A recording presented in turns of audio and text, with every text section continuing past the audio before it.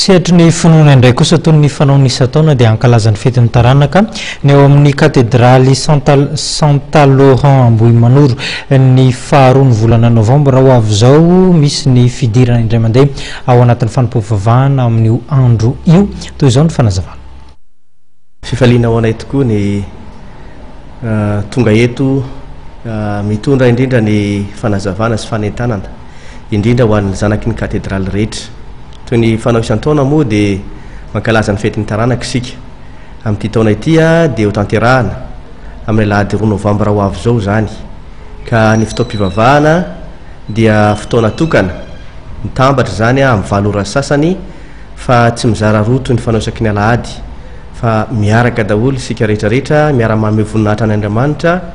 sy manatanteraka zany fetin'ny taranaka zany amin'ny 7 ora sasany manomboka ny fotoana. Ity fetin'ny taranaka ity zany dia iantsona indrindrandrindra ny vita batisa rehetra atao amin'ny katedraly,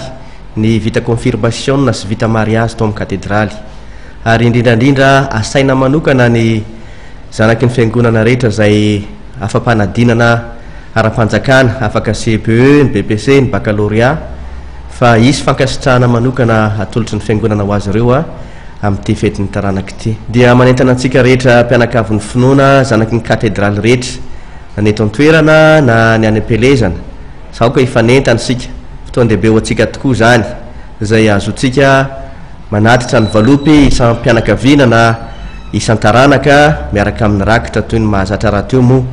ka dia antenaina ny fahatongavantsika maro araka ny teny soratra masina moa